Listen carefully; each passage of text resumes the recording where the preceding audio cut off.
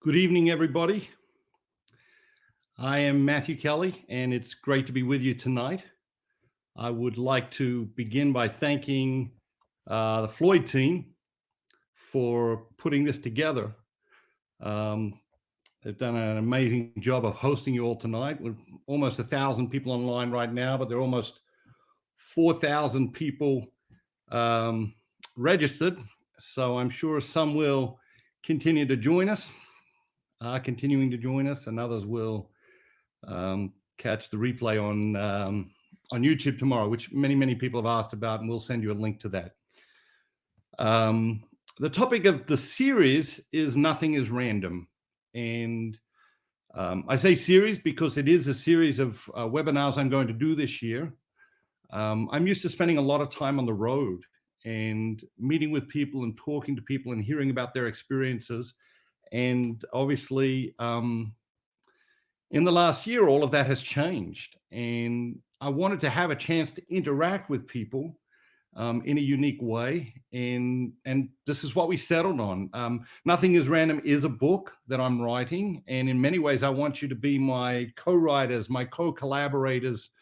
I want you to help me tease out the observations in your own life and the observations in your own businesses and workplaces, and help me to understand the best way to present this content for people in the book, which will come out in October, the 1st of October.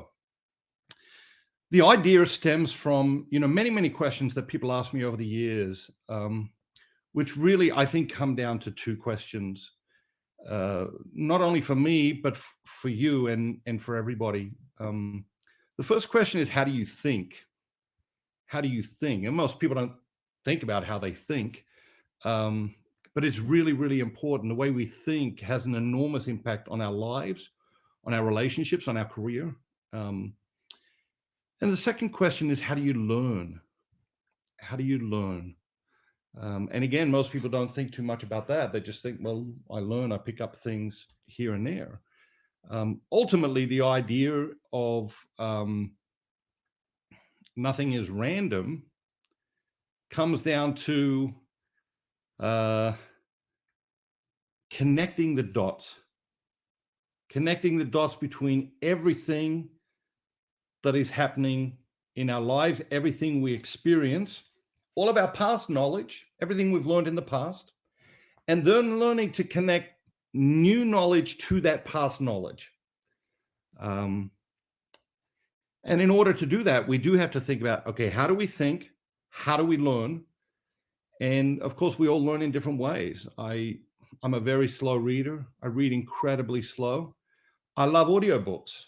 One of the reasons I record all of my audiobooks is because I love audiobooks myself. When I get a great book, I will listen to it 3 or 4 times over and over again. Whereas with a physical book, I don't have a chance to do that. I don't have time to do that. But with an audiobook, I can listen to it while I'm driving. But then very often I'll get the physical book and I'll come back and I'll mark it up and do things like that. So how do you learn? How do you think? And how do we learn to connect the dots between all of these things going on? People often ask me about my writing process. How do you write a book? Well, I have a whole stack of ideas. I literally have a filing cabinet. I should show you my filing cabinet one day. That would be a fun video. And it has over 200 book ideas in it. And when it's time to write a book, I go to the filing cabinet. I start to look through the different ideas and just sort of get a sense of what I feel called to write at that time. And then I've got a folder in there for that idea, and I've got all sorts of notes that I've written over time, and I've popped them in the folder, and I take it all out. I start to put together what I call a book map. Every book map starts with 10 chapters, and every chapter has 10 points. That's how the book map comes together. It's 100 points. Now, most books don't end up being 10 chapters, and they don't end up having 10 points. Some of them have 6 points. Some of them have 7 chapters. It's all different. But the reality is once I have this map, I know where I'm going, I can write. And I can write almost anywhere. once I have that map. Then I write a draft. I try and write a first draft as quick as I can. I don't go back. I don't read what I wrote yesterday. I just keep moving. Just write a first draft. Because once I have a first draft, I find I can work on that. I can be in that. I can work on that, and then I write a second draft, and a third draft, and a fourth draft. Usually, after a third or a fourth draft, I share it with some of my friends, some of my colleagues, and they come back to me and say, like this bit, don't like this bit, the ending doesn't work, or the beginning doesn't work, or it's too long, or it's too short, or you need to expand on this. And then I go back and I write another draft. And I keep working through this, usually 6, 7, 8 drafts of a book before I abandon it. Leonardo da Vinci said, art is never finished, it is only ever abandoned. And that is certainly true for a book. Books are never finished. I think about my first New York Times bestseller was The Rhythm of Life. I wrote it in 98. It was first published in 99. And I could rewrite that book every year. I could rewrite that book twice a year. Books are never finished. They're only abandoned. And so we abandon them to the readers. That's you. And you say yay or nay, and continue to give feedback that feeds the next book.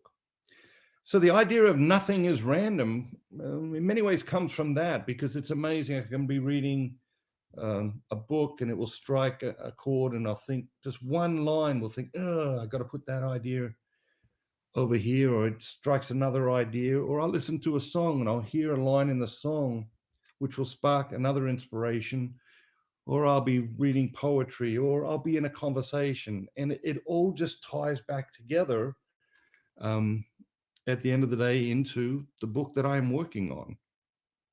And so the idea that nothing is random originally was sparked from that. But as I began to explore it, what I realized is that our ability to connect the dots is one of our most important cognitive abilities. It is also, I believe, one of the emotional intelligences. The ability to connect the dots, the ability to be aware of what's happening within us, around us, be aware of how new knowledge relates to old knowledge, and that sort of thing. And so I began to think about, okay, what are the important pieces of this? And one of the big pieces for me has been this concept of decade thinking. On the 1st of January, a new decade began, and I was astounded, absolutely astounded, that we heard almost nothing about it. In the article, I talk about the quote, most people overestimate what they can accomplish in a year and underestimate what they can accomplish in a decade.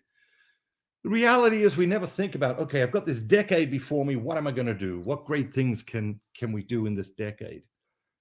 Because we've gravitated more and more to this instant gratification culture. This, if it isn't in this moment, we can't pay attention to it. And I appreciate that it is very important to be present to the moment, to be in the moment.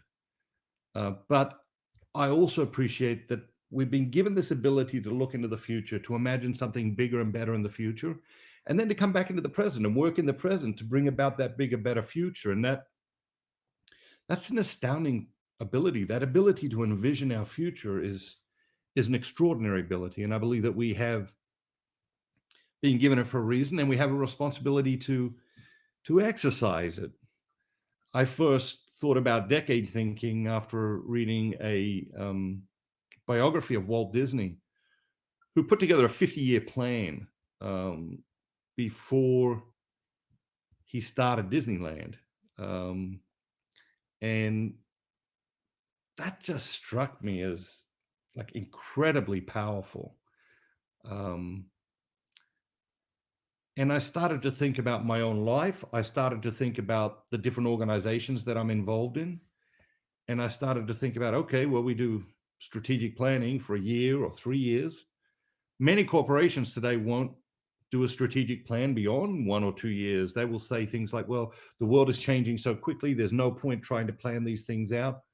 And of course, you cannot plan out in detail for 50 years, but I think it is a powerful creative exercise to think about, okay, 5 decades, what does that look like? maybe you can't get your head around 5 decades. And so I recommend the story or the exercise, again, I talk about in the article, around designing like your dream home. Most people, when they design a home, they think about the home that they need now, and they design the home they need now. And it takes them 2 or 3 years to design it and build it. And by the time they move into it, their needs actually have changed. Not radically or completely, but they have changed. If you talk to people who design dream homes for people, or one of the things they'll say is that people inevitably make the space around the kitchen too small. And people also inevitably spend most of their lives, especially when entertaining, in that area around the kitchen. And so it's important for us to think very strategically about our lives, but we tend not to. Most people spend more time planning their annual vacation than they do planning their lives. And I think the challenge to think strategically about our lives is critically important. And so I want to give you a couple of exercises to take away tonight. We're not going to do them during the session. I'm going to paint out the idea. I'm going to give you some exercises, and then I'm going to answer some of your questions. So if you've got questions, drop them in the chat box. If you read the article on Forbes, drop your questions in the chat box. Plenty of people submitted questions beforehand, and the team from Floyd picked some of those out for me. But if you've got a question, drop it in the chat box. If I answer one of your questions tonight, we are going to send you something. Let me see here. A signed copy of the Culture Solution. So if I answer one of your questions tonight, someone from the Floyd team will be in touch, and they will send you a signed copy of the Culture Solution. So let's start with the house exercise. Okay, and let's look at it in 2 ways. I want you to think about planning a dream home. And I know some of you say, well, I'm 80, I'm too old to plan my dream home. That may or may not be true. Not going to get into that. Do the exercise anyway, because the exercise is about developing this particular type of thinking more than it is about the exercise. Okay, not that the exercise doesn't have great value, but it's not primarily about that. Primarily what it's about is developing this type of thinking. So I want you to think about your dream home, or designing a dream home. And what I want you to do is do 5 sets of 5 years. So think about, okay, what home do you need today? What home will you need 5 years from now? What home will you need 10 years from now, 15 years from now, 20 years from now? Okay, 5 sections. Easy thing to do is say, okay, how old are you today? If you've got kids, your kids are living with you. How old are your kids today? That gives you a sense of what sort of home you need already. 5 years from now, do the same thing. How old will you be? How old will your kids be? How old will your dog be? Do that for each of the 5 sections. Just put your ages there. Then put, okay, what do you think your primary use of that house? The most important thing in that house is it your office? Is it the swimming pool? Is it the basement? Is it what is it? And then go to the next 5 years. What do you think will be the most important thing in the home 5 years from now, and 10 years from now, and 15 years from now? And then just work through that and just envision how you will use that home differently 5 years from now, 10 years from now, 15 years from now. It's a very, very powerful exercise. Okay, do it for a home as if you're building a dream home. It doesn't matter if you're 14 or 84. Do it as if you're building a dream home. But then what I want you to do is I want you to come back and do it again about your life. Okay, and think about, okay, what is your life now? What's important in your life right now? As an individual, if you're married, in your marriage, as a couple, if you have children rather, as a parent, if you, your career, what's important to you in your career right now, your personal finances, your health and well-being, environmentally, whatever, every aspect of your life, just what's important to you right now in your life. And then go forward 5 years from now, and how do you think that will change? What will be different 5 years from now? What will be important in your life 5 years from now? And then go another 5 years out and again create these 5 sections of 5 years and begin to paint out how your life, may look different, how you want your life to look different, what some of your hopes and dreams and visions are for this stages of your life. And what this exercise will do is it will challenge you to see yourself differently, and it will encourage you to see your life differently in a really beautiful way. Very often we can be harsh on ourselves, and we can be harsh on other people as well. We can be judgmental on ourselves. We can be judgmental towards ourselves and judgmental towards other people. And one of the reasons we do that is because we tend not to, watch a person's life. We tend not to look at the arc of a person's life. One of the reasons I love biographies and autobiographies is because you get to see the arc of a person's life. You get to see the ups and the downs, the good and the bad, and you see this arc of this person's life, and you see how it works out for them. In our own lives, we tend not to have that perspective. We tend to take photographs rather than watching the feature-length movie of our lives. We tend to do that of other people as well. When we're judging people, we essentially take a photograph of their life, and we say to other people, "What do you think of this photograph?" But if I walked into a movie theater and I took a photograph of the screen in the middle of a movie, and then I came out of the theater and I showed you the photo and I said, "What do you think of this movie?" You'd look at me like I'm an idiot, right? You'd say, "Matthew, that's not a movie, that's a photo." I said, "Well, no, this is a great movie. Check out this movie. What do you think of this movie?" You say, "I have no idea what that movie is about because that is a photo of the screen in the middle of the movie." And that's what we do to ourselves. And that's what we do to other people when we judge ourselves, when we judge other people. We're just sort of taking a snapshot in the middle of their movie, the feature-length presentation that is their life, that is your life, that is my life. As public figure, as an author, I got it all the time. People will say to me, "Oh, I read your book." Okay. Which one? Your first one. Okay. I didn't like it. All right. What didn't you like about it? Well, on page 67, in paragraph 4, you talked about, whatever. And as they start to speak, you realize, well, that isn't my first book. That's like my 13th book. They think it's my first book because it's the first one they read. And they don't like the second paragraph on page 67. And that's incredibly difficult because I've written 30 books, and that's a body of work. And you would like to think that someone think, okay, this paragraph on page 67, disagree with that, but the whole body of work, thousands of pages, maybe I shouldn't just judge him on that one paragraph or one idea. But it happens all the time. We do it to ourselves. We do it to each other. And what decade thinking does, what this drawing out of time does to us, is it challenges us to look at the arc of our lives. It challenges us to look at ourselves differently. And it challenges us to look at our lives differently. It's incredibly powerful. Okay. At Floyd, we do a lot of coaching.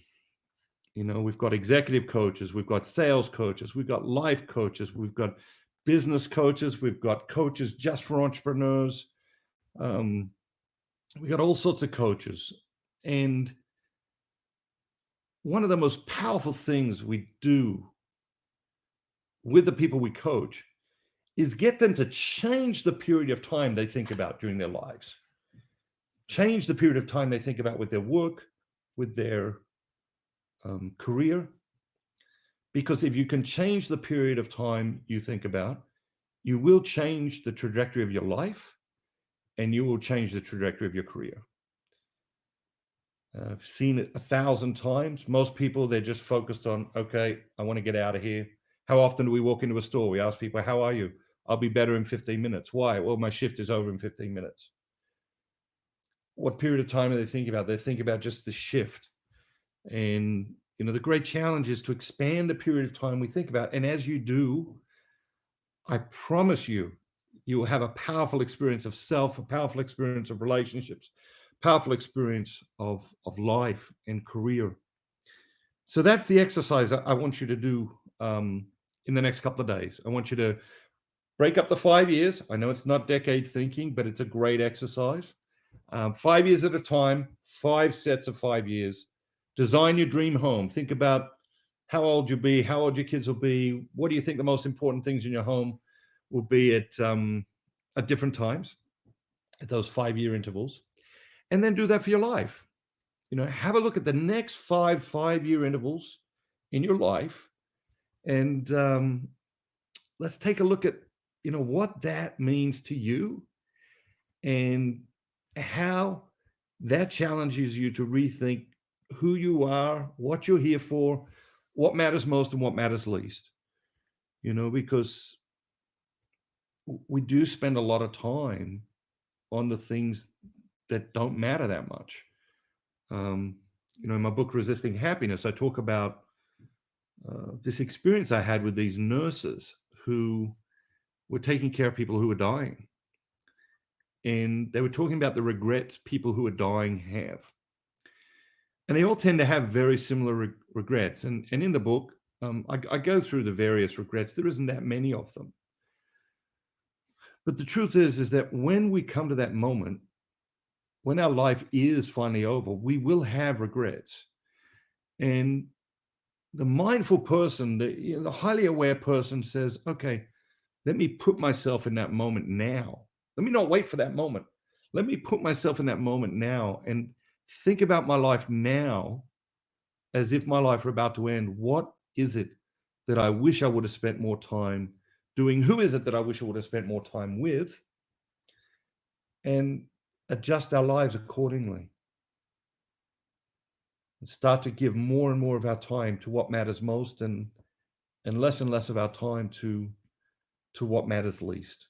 And we get there through this idea, right, of what I call decade thinking, which essentially is about expanding the horizon, time horizon that we think about, that we obsess about, all the time. So with that, I will. I'm going to move into some question and answers. I see the chat. Obviously, lots and lots of questions. Not going to get to them all. I will continue to answer more of the questions over social media in the coming days.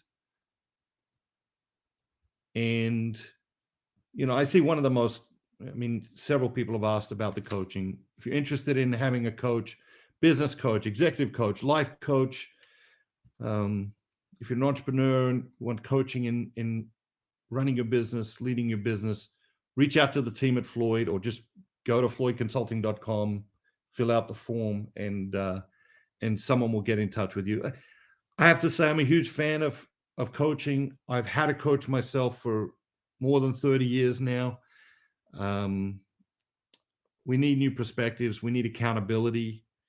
I have found that the more successful I've been in life, the more I need a coach, because I need that accountability. But we also need to be encouraged. We need new ideas, and so if you're looking to kickstart your life to the next level, really encourage you to reach out to Floyd and have a chat with one of their coaches. Moving on to questions. If I butcher your name, I apologize in advance. I inevitably do. But I'm going to send your book to apologize for that. The first question is from, let's do the question from Mike Bickle. What advice do you have for someone who feels they need to change their job or even career in their late 50s? How can you find your calling late in life? So, Mike, it's a fantastic question. It's a question that comes up all the time. It's not a question that's unique to you. And I say that because I think it is very important first to acknowledge that. To acknowledge that, in your 50s or even in your 40s, You're a different person than you were in your teens, than you were in your 20s. Different things are important to you. You are aware of your gifts and talents, your strengths and your weaknesses, um, in ways that you absolutely were not, possibly even 10 years ago, but certainly 20 years ago and 30 years ago. I think the thing I would say to you is first dive into your fears. What are you afraid of? If you made this career change or a job change, what are you afraid would happen? Um, Second thing I'd encourage you to dive into is your motives. Okay, what's driving you? You know, you watch these crime shows on TV, you know, the detectives show up. What's the first thing they look for? They look for a crime. You know, did a crime actually take place here? What's the next thing they look for? They look for evidence. What's the next thing they look for? They look for a suspect. And as soon as they find the suspect, what are they looking for? They're looking for motive. Okay. It is one of the most powerful drivers in the human being. And we almost never think about it. We almost never talk about it. And our motives are not pure. It's very important to understand that. Our motives are not pure. Our motives are never pure. Okay. I'll give you an example. Let's say we're all together for lunch and, you know, we go out from lunch and I go to cross the road and there's an old woman who needs some help to cross the road. And I go over and I help the old woman cross the road. And you ask the question, why did Matthew help the old woman cross the road? The answer could be because it's the right thing to do. The answer could be because that's the way his parents raised him. The answer could be because he knew you were all watching and he'd be embarrassed if he didn't help her. The answer could be, you know, he's just out of the goodness of his heart. And the answer could be there's a really good looking woman on the other side of the road and Matthew was trying to impress her. If we ask the question again, why did Matthew help the old woman cross the road? The answer is all of those things and probably many, many others that we're not even aware of. Okay. Now, hopefully 99% of the motive is because it's the right thing to do. Hopefully 99% of the motive, it just comes from the goodness of our heart. And that's why we do it. And that these other things are just tiny fractions of percentages of that make up the motives of why we do things. But the reality is we have mixed motives. We don't have pure motives. Hopefully the best motives outweigh, you know, the lesser, more selfish motives. But as you look at this, ask yourself, what's motivating you? What's driving you?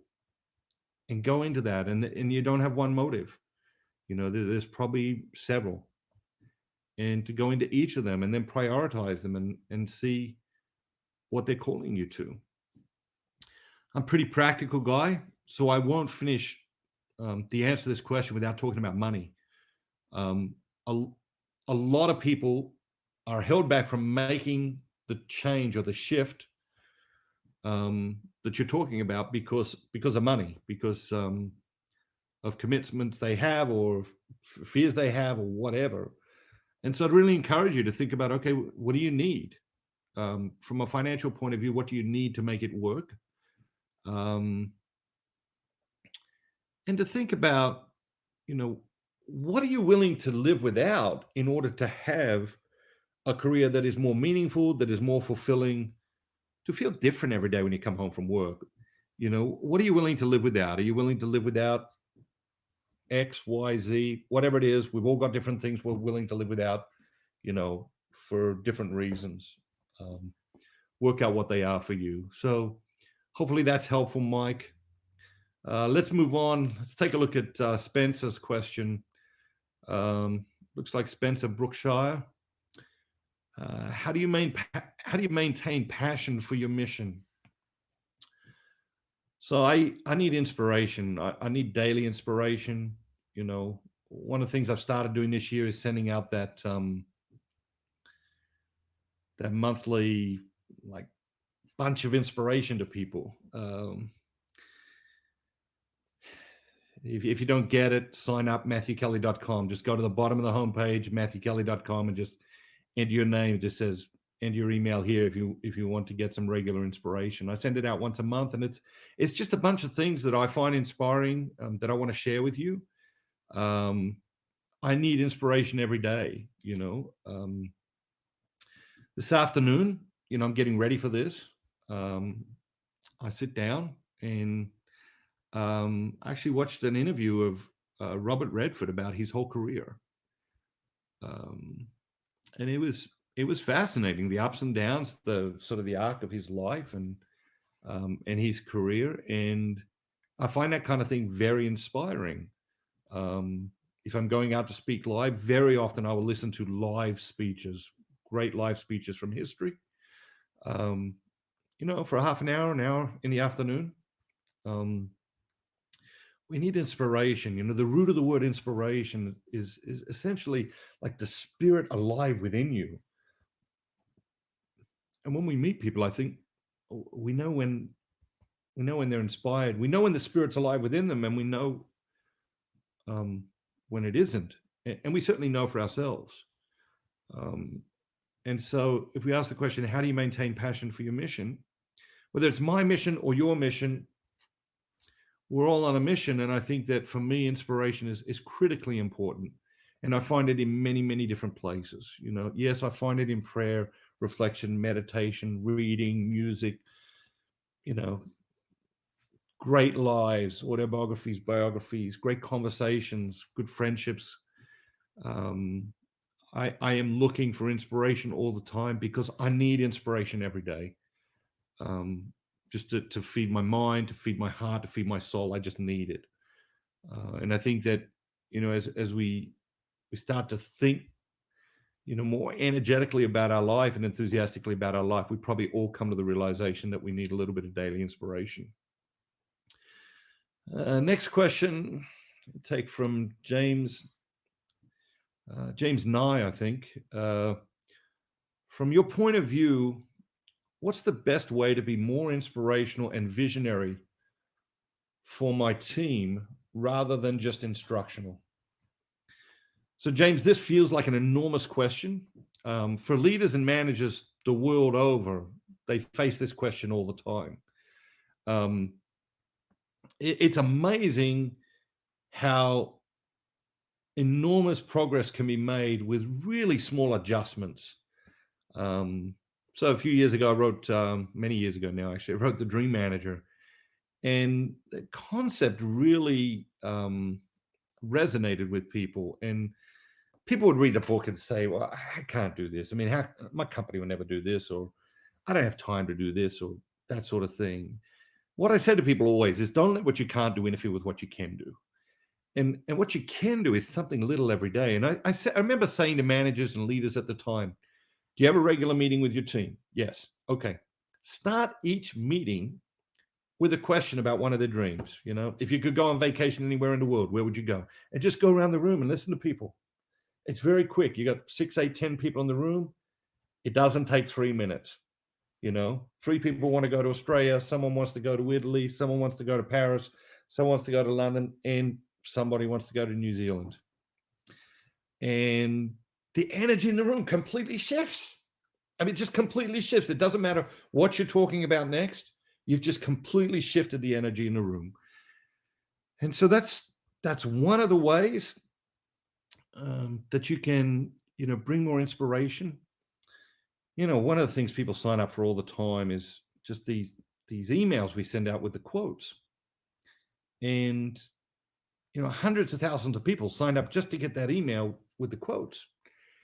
And it's astounding to me, right? But they get that email in the morning and they got their quote, and it's just that little bit of inspiration each day. I'm telling you, even if you just email your team a quote each morning, it just will change the relationship. It will change the conversation. And that's ultimately what you're trying to do. You're trying to change the conversation. Every relationship is a conversation, and every conversation has a mood, So what you feed the conversation determines the mood of the conversation. I encourage you to, ask them questions about their dreams, their hopes for their future. Email them quotes. If you see a great article, send them the article. If you see a great video, send them a video. Are they all going to read it? No. Are they all going to watch it? No. But it will touch different people at different times, and it will change the conversation that you have with them and the conversation that they have with each other. and you really are trying to influence and adjust both of those conversations, not just the conversation you have with them, but the conversations that they have with each other. Next question is from Jorge Escasam, I believe. I'm sorry, Jorge, if I've got it wrong.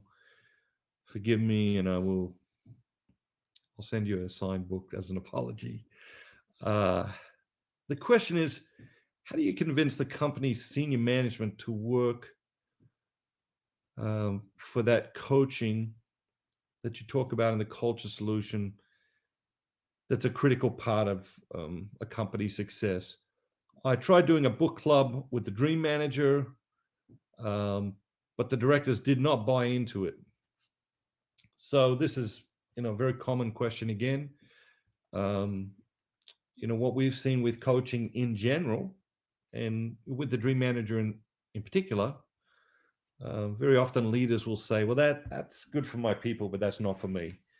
And that's an attitude that almost always leads the program to fail, whatever the program is, because when leaders come into things side by side, shoulder to shoulder, with their people, that's when they tend to be most effective. They tend to be most successful. So you have a real challenge there. I'm not going to pretend that you don't.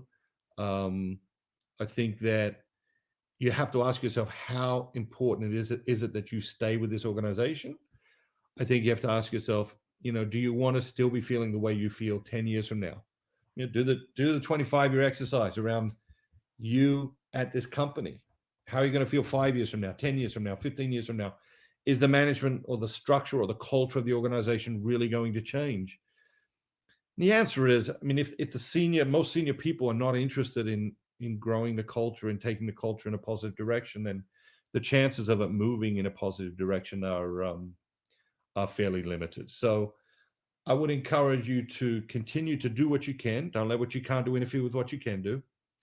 Work in your sort of microcosm within the organization, the people you're able to serve, but also be thinking about, okay, is this culture going to change? Do I want to spend the rest of my life, the rest of my career, in this culture?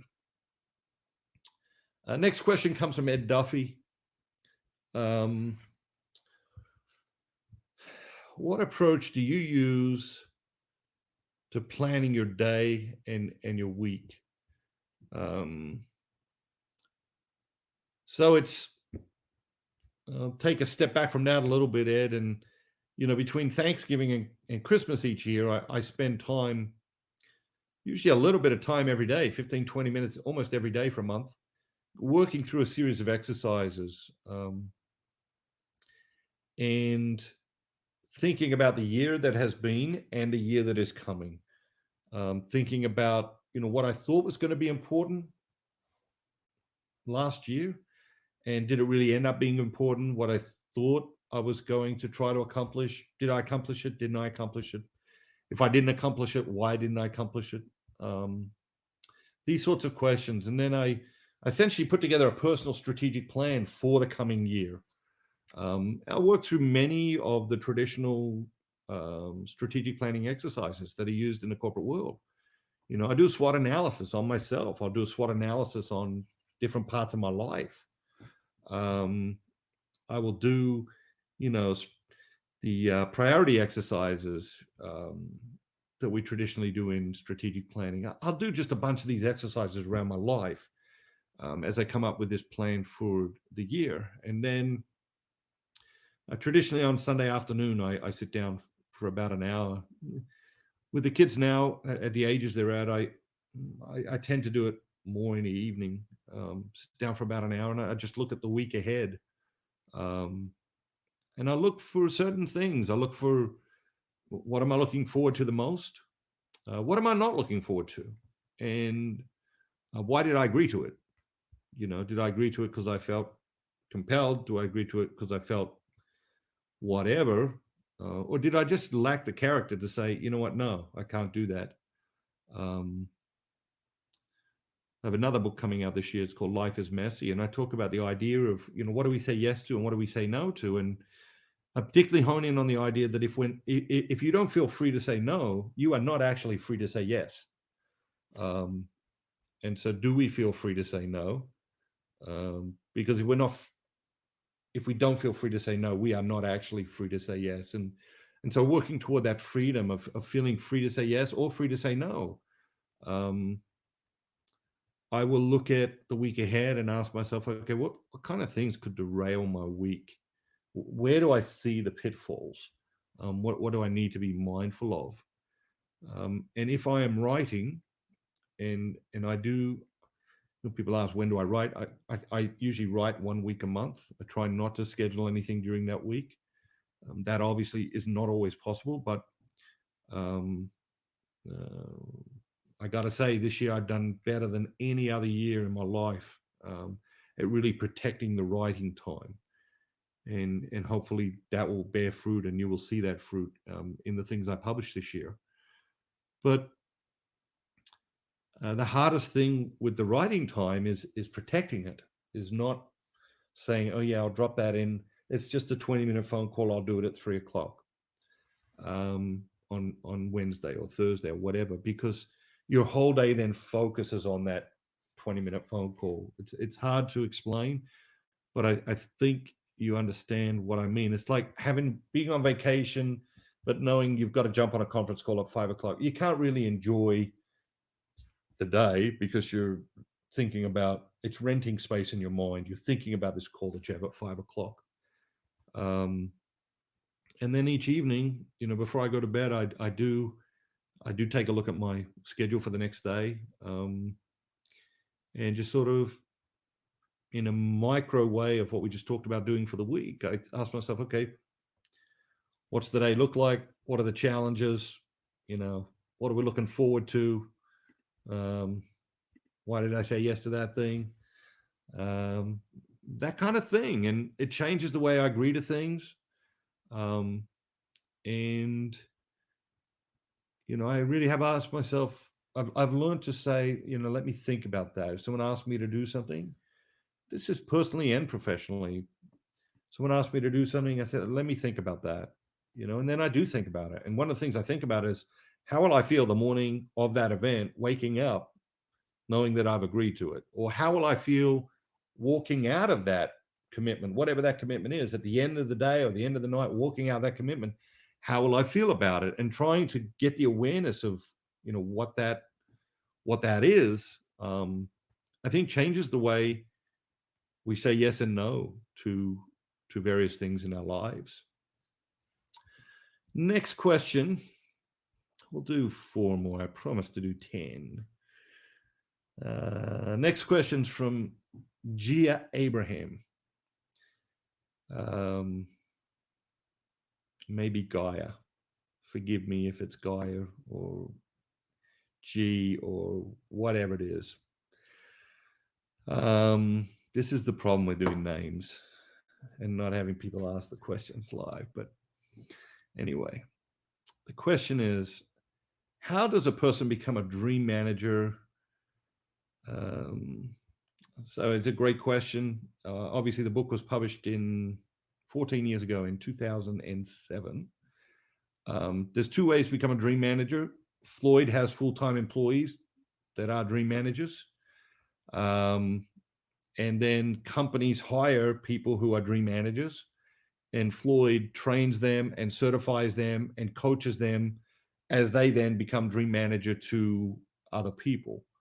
And then the third way is, there are some independent consultants who get certified as a dream manager and then go out and rather than being a life coach or an executive coach, they become a dream manager. That is their coaching program that they sell to people they lead. So they're essentially the 3 paths that lead to becoming a dream manager. I'm sure there's other paths that I am maybe not thinking of right at the moment. But the other thing I would add to that is that we are all dream managers, formally, informally. We're all dream managers to the people in our lives, to our significant others, to our spouse, to our children. And as our parents get older, even to our parents. It's astounding how many people of all ages have never had somebody say, what are your dreams and how can I help? Um, and the interesting thing is just the question is transformative. Because if someone says to you, hey, my dream is to go to the US Open, and, you know, you have some contacts in the tennis world and you're able to make that happen, your natural inclination is to want to make that happen. Why? Because you're an extraordinary human being? No, because you are a human being. When we know the dreams of the people around us, we want to help them fulfill those dreams. That's not the problem. The problem is we don't know the dreams of the people around us. Most people get into bed every night with a person and they don't know what their dreams are. And I think that's one of the great failings of modern relationships is that we're not having this conversation. What's important to you? What matters most to you? If you could vacation anywhere, where would you want to go? What are your dreams? Do you want to shift careers? Is that important to you? Um, so whether you become a dream manager formally or not, I just really encourage you to be mindful that we're all dream managers, and people come into our lives every day that need the inspiration of just simply being asked, what are your dreams? What are your dreams and what are you doing about them? Next question comes from um, Chucky Galenfeld. How can I take this and make an impact at the high school I work at? So fantastic question. Young people are desperate for this. As I say in the article, I think the last thing I say in the article, in fact, I'll make sure, decade thinking is a life skill that nobody teaches and everybody needs. And so many of the most important life skills, nobody teaches us. Nobody teaches us. We just sort of have to work them out for ourselves along the way. And so, working at a high school is a great opportunity to get young people thinking about themselves and life in different ways. And the truth is, they need it more than ever, not because of who they are, but because of what they face out in the world, what they face as they step into the culture each day. I'm 40, I'll be 48 this summer, and um, the world is radically different today than when I was in high school or college. And, I mean, by a factor of 10 or a factor of 100. Yes, generation to generation, there are changes, but there has been this warp speed change to the challenges that young people are facing. And I think, what it is doing perhaps more than ever is preventing people from discovering who they really are, what they're really here for, what matters most and what matters least, which directly impacts the quality of their life, their ability to live a meaningful life, to live a fulfilling life, to make a contribution to society, to humanity, and to have the esteem about the self that allows them to lay their head on their pillow at night, knowing that who they are and where they are and what they're doing makes sense, not to anybody else. And it's really it's not a small thing, because if we go back to the question that oh, who asked that question? Well, Mike, really, the first question that Mike asked, and shifting careers, even late in career, what is it that leads us to that? It's laying our heads on our pillows at night and having this sense that our life doesn't make sense to us, to ourselves. I think so much of our lives we spend hoping or trying to make our lives make sense to other people. And obviously that's an exercise in futility. And at some point in our lives, we realize, okay, that is an exercise in futility, but does my life make sense to me? And what adjustments do I need to make to myself and to my life in order for my life to make sense to me? And I think that that's where we begin to really experience joy. We'll begin to, and I say joy rather than happiness, and I do it with great intentionality, because I think happiness is great, and I wish you all the happiness in the world. But joy is something different. It's something higher. It's something deeper, and it's hard to describe, but when you got it. It's unmistakable. When you got it. You don't need to tell me when you got it. You just know. And I think when our lives make sense to us, that's when, we really begin to dance for joy. Um, and so I can't encourage you enough, to take this back into the high school you work in. And it's a great question. And to be patient and realize then they're listening. Even if you think they're not listening, they're listening. And you really can have a life altering impact on, a young person's life. Um, Last questions from Gregory Fewer. Can you be a decade thinker at the age of 65? And, I've seen a bunch of these questions in the chat. I'm 70 years old. Can I be a decade thinker? I'm 80 years old. Can I be a decade thinker? And the answer is absolutely yes. You can be a decade thinker. It doesn't matter what age you are. You can be a decade thinker. And the reason it's important, and the reason I say that, is going back to the exercises. When I describe the exercise of deciding a dream home, and when I describe the exercise of looking at the next 25 years of your life in 5-year increments, what I said to you was that the exercise itself is more important than the answers. And the reason is because the exercise develops that type of thinking. There's this decade thinking. Decade thinking will help you live life to the fullest, whether you have 1 month to live or another 100 years to live. But in this day and age, certainly 65 is young, and you could live for another 30, 40 years. So can you be a decade thinker? Absolutely. Will you think about your decades differently than when you were 35 or 45 or 25 or 15? Yes, I hope you will. You'll think about them with much more intentionality. You'll realize that life is shorter than we often treat it, and that we should take risks, that we should go out on a limb, that we should do that, whether that means making a career change or expressing our love or healing a relationship, whatever that is, whatever that means for you.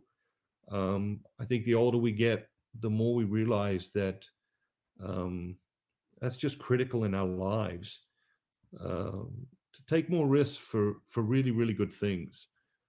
And so I really hope, Gregory, that you will become a decade thinker. I'm going to wrap it up there. I will say that this will be the first of the series. I mapped out the book, Nothing is Random, at the beginning of the year, and each of the webinars is on a chapter from the book. As we do the different webinars, you'll see how they come together. You read the different articles. This one was published in Forbes. Some of them will be published on my blog at matthewkelly.com. And others will be published in other publications, and we will let you know before each webinar where the article has been published, so you can read and prepare and come on the webinar. But if you have ideas that you think, oh, Matthew should think about this for the book or that for the book, really encourage you to drop them in the chat box before you jump off. We do capture all of that, or to email them over. As I said, many of my books over the years have been developed by being out on the road and talking to people and being around people and bouncing ideas off people and bouncing ideas off live audiences. And when you have a live audience, you can talk about something for 2 or 3 minutes and you can say, okay, that resonates or that doesn't resonate. And then I can go back to my hotel room and work on that chapter and fine tune it.